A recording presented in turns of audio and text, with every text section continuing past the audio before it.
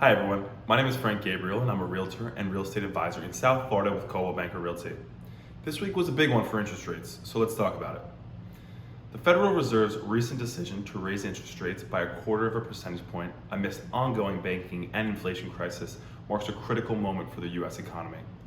With the benchmark target range now set between 4.75 and 5%, this decision reflects the 9th rate hike within a year. By the end of the year, projections indicate that the benchmark rate is expected to rise to at least 5.1%. Fed Chair Jerome Powell acknowledged the consensus among policymakers to continue combating inflation, even as concerns about the banking turmoil persist.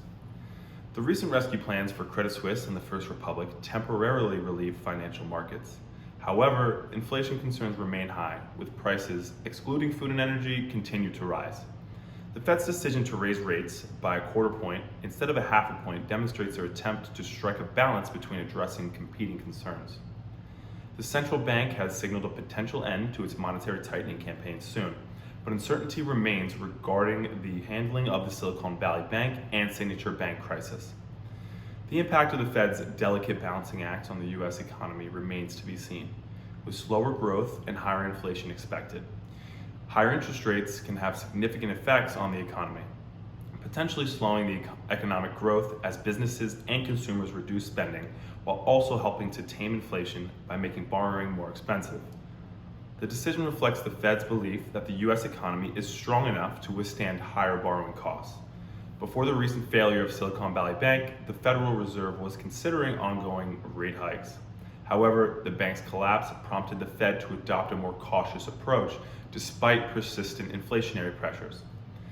Powell emphasizes the soundness and resilience of the banking system and the Fed's commitment to preventing events like the recent banking crisis from happening again.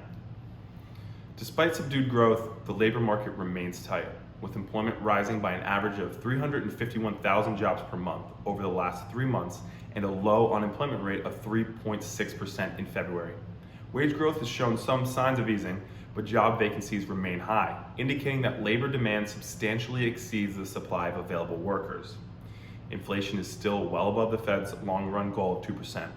Over the 12 months ending in January, total PCE prices rose 5.4%, excluding the volatile food and energy categories. Core PCE prices rose 4.7%.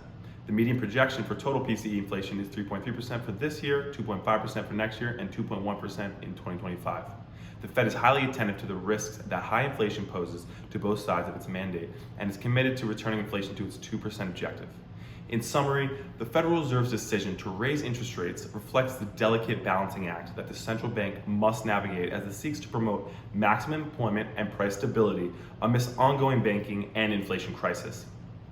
While the road ahead may be bumpy, the Fed's commitment to its goals and careful management of monetary policy should help to ensure that the U.S. economy remains strong and resilient in the face of ongoing challenges.